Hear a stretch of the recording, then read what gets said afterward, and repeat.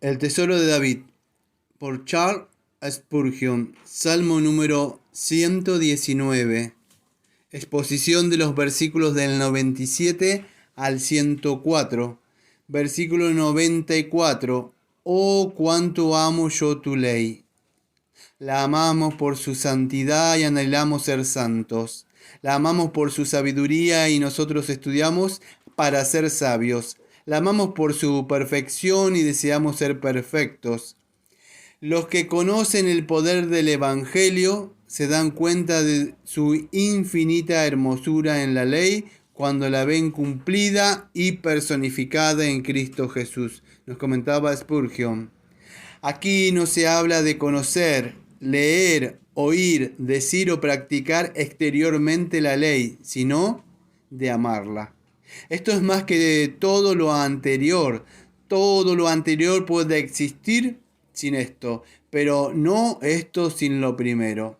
Si David estaba en el exilio huyendo, es posible que alguien piense que su corazón había de estar ocupado por su esposa e hijo y otros amigos, de modo que quedaría poco espacio para otras cosas en él, y había de decir: oh, cuánto amo yo estas cosas, cuán turbado está mi corazón pensando en ellas, a causa de mi gran amor a ellas. Además, no es digno de notar que no pudieran extinguir, suprimir o enfriar su amor ninguna de las tribulaciones que David estaba pasando constantemente, ni tanto sus honores, riquezas, placeres o esperanzas. Cristo mismo amaba la palabra de Dios más de lo que amaba las riquezas, porque no se sometió con miras a la ejecución de su palabra a una pobreza tal que no tenía dónde reclinar su cabeza. Y aunque era el heredero de todas las cosas, algunas mujeres tenían que proveerle de lo indispensable para subsistir. Amaba la palabra de Dios más de lo que amaba a su madre, hermanos y hermanas. Sí, Cristo amaba la palabra de Dios más que a su propia vida, porque no dio su vida para cumplir la palabra de Dios. Sí, Jesús mismo amaba la palabra más que a todas las demás cosas, más que a su propia vida, que era superior a la vida de los ángeles. ¿No había buenas razones por las que David la amara igualmente? ¿No tenía David tanta necesidad de ello como Cristo? Nos comentó Thomas Spurgeon. Si me concediera la gracia que recibió Ezequías y se añadieran 15 años más a mi vida, sería mucho más solícito en acudir al trono de la gracia. Si tuviera que renovar mis estudios, prescindiría de lo trivial, los historiadores, los oradores, los poetas de la antigüedad y dedicaría mi atención a las escrituras de la verdad. Me sentaría con mayor asiduidad a los pies del divino Maestro y no desearía saber de nada sino de Cristo y el mismo crucificado. Esta sabiduría cuyos frutos son paz en la vida, consolación en la muerte y salvación perdurable después de ella, esto es lo que buscaría y explotaría por los campos espaciosos y deleitosos del Antiguo y del Nuevo Testamento. Nos comentó Charles Albertberry. El que ama a la salvación amará esta palabra. Le gustará leerla, le gustará escucharlas, y aquellos que ni la leen ni la escuchan, Cristo dice claramente que no son de Dios. Nos comentó Edwin Sandys. En mi meditación, las Sagradas Escrituras no son un libro para el perezoso, no son un libro que pueda ser interpretado sin el Espíritu Santo por el cual llegó. Por ello, no pueden hacerlo los que lo niegan. Es más bien un campo, cuya superficie, si bien a veces recogemos fácilmente maná sin esfuerzo y de balde, con las manos. Por otra parte, hay muchas porciones que han de ser cultivados con ahínco y esfuerzo antes de que rindan fruto para el uso del hombre. Este pan de vida también debe ser comido con el saludable sudor de nuestra frente, nos comentó R.C. Trench. Versículo número 98. Más sabio que mis enemigos me has hecho con tus mandamientos. Un hombre recto sin intrigas es un enigma para los diplomáticos. Sospechan de él doblez sutil que no pueden comprobar, en tanto que él, indiferente a sus sospechas, se mantiene en el mismo nivel y desconcierta sus artes. Sí, la sinceridad y la integridad son la mejor política. El que es enseñado por Dios tiene una sabiduría práctica que la malicia no puede proporcionar al astuto. Aunque es inocente como una paloma, exhibe una más prudencia que la serpiente. Nos comentaba Charles Spurgeon. Porque siempre están conmigo. Como un soldado en la batalla, nunca debe dejar a un lado su escudo. Así nunca hemos de apartar la palabra de Dios de nuestra mente. Siempre ha de estar con nosotros, nos comentaba Spurgeon. Un buen hombre, vaya donde vaya, lleva consigo su Biblia, sino en sus manos, en su cabeza y en su corazón. Nos comentaba Matthew Henry, versículo número 99. He llegado a tener mayor discernimiento que todos mis maestros, incluso allí donde el predicador es piadoso, participante de esta gracia él mismo, de la cual es un embajador para otros. Sucede con frecuencia que un ministerio resulta una mayor medida de luz y gracia para otros que para él mismo. Así vemos que Agustín, que fue convertido e iluminado por Ambrosio, sobrepujó con mucho en conocimiento y en gracia espiritual al que le enseñó. Aquí Dios nos muestra maravillosamente su gloria, en que, sea cual sea el instrumento, Él es el que dispensa luz y gloria, dado por medio de este instrumento más luz y gloria que la que éste tenía. Y esto no entristece nunca a un maestro piadoso, sino que es más bien para él materia para gloria. Nos comentaba W.M. Cowper, versículo número 100. Porque he guardado tus mandamientos. San Gregorio observa con respecto a dos de sus discípulos que, si bien Cristo estaba hablando con ellos, no le conocían. Pero al ejecutar un acto de hospitalidad hacia él, a saber, partir el pan con él, le conocieron y fueron iluminados, y no por oírle, sino porque cumplieron los preceptos de Dios. Todo el que quiera entender, pues que primero se apresure a hacer lo que oye. Nos comentaba Nathaniel Hardy, versículo número 101. De todo mal camino retraigo mis pies para guardar tu palabra.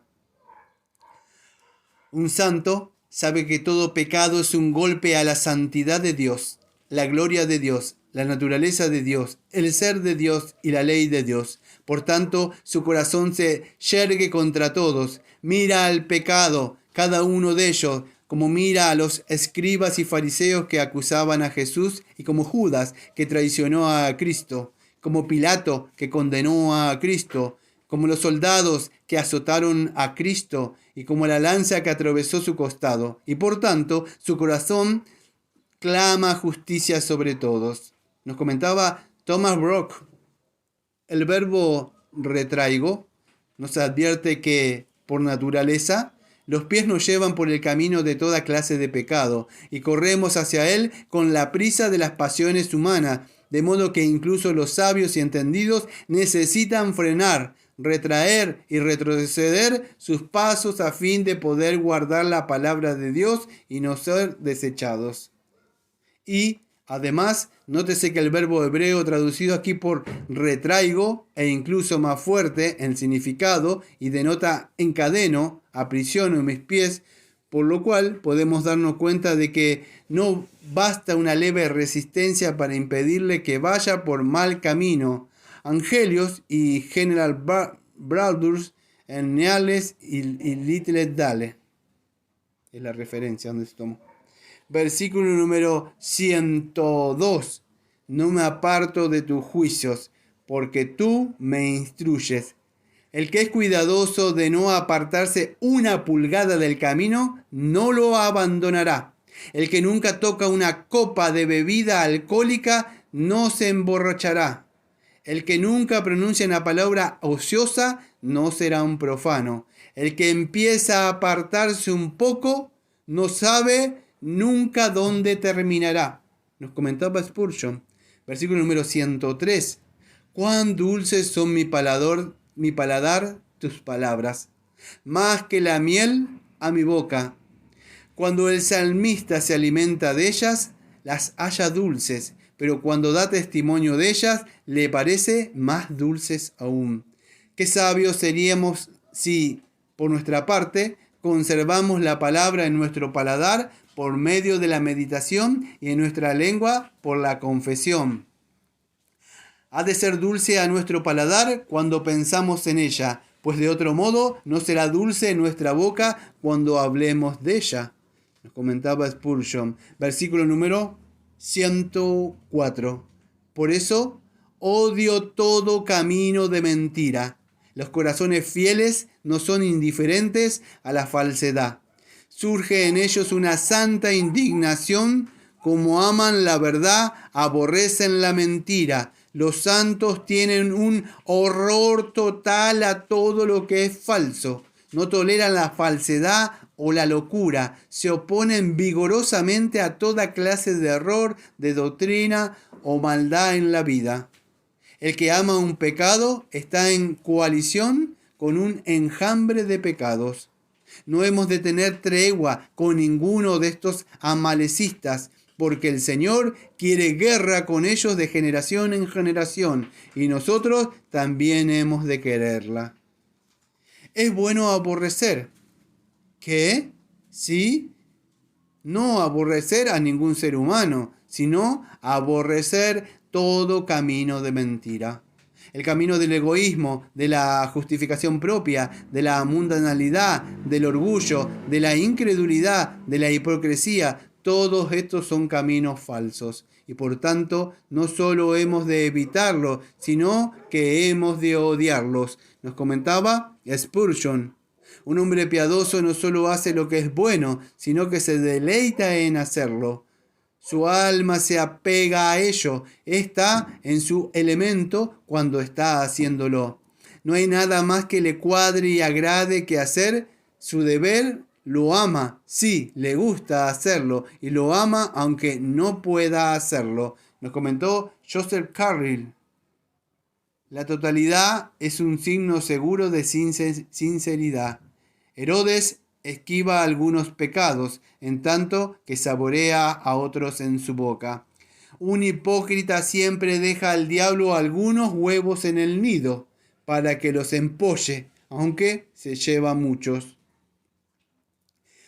Algunos no quieren comprar determinada mercancía porque no se la ofrecen al precio que quieren, pero gastan el mismo dinero en otras cosas. Lo mismo los hipócritas evitan ciertos pecados. Sí, le desagradan porque no pueden cometerlo sin que resulte oprobio o enfermedad de ellos.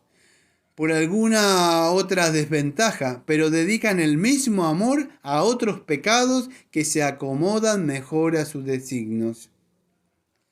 Algunos afirman que el mar pierde por un lado lo que gana por el otro. Del mismo modo, el terreno de la corrupción de los no convertidos pierde por un lado lo que ganan por otro. Hay en él una concupiscencia que es la predilecta, algún pecado dominante que, como Agag, ha de ser eximido cuando los demás son destruidos. En esto el Señor sea misericordioso a tu siervo, dijo Naamán, pero ahora se le dice al regenerado: limpiémonos de toda contaminación de carne y de espíritu. Segunda de Corintios capítulo 7, versículo 1. Nos comentó Georg Whitnock. El odio al pecado es un afecto o pasión implacable. Podríamos decir homicida. El homicida persigue al pecado con el corazón ardiente hasta la muerte, como uno que venga sangre. Esto es la sangre del alma, que el pecado derrama, y la sangre de Cristo que el pecado ha derramado. Odia al pecado de modo completo y perpetuo, entonces no va a eximirlo, sino que acabarás determinándolo hasta que odies el pecado. Este no puede ser mortificado. No clamarás contra él como los judíos contra Cristo. Crucifícalo, si no, le mostrarás indulgencia, como David con Absalón. Tratad bien al muchacho, a este deseo carnal o aquel por amor a mí. La misericordia al pecado es crueldad al alma. Nos comentaba Edward Reiner. Todo pecado es una mentira. Por medio de él intentamos engañar a Dios, pero en realidad engañamos a nuestras almas. Ver Proverbios capítulo 14, versículo 12. No hay engaño como la locura de creer que una carrera en el pecado puede llevarnos a la felicidad. Nos comentó W. M. Plumer.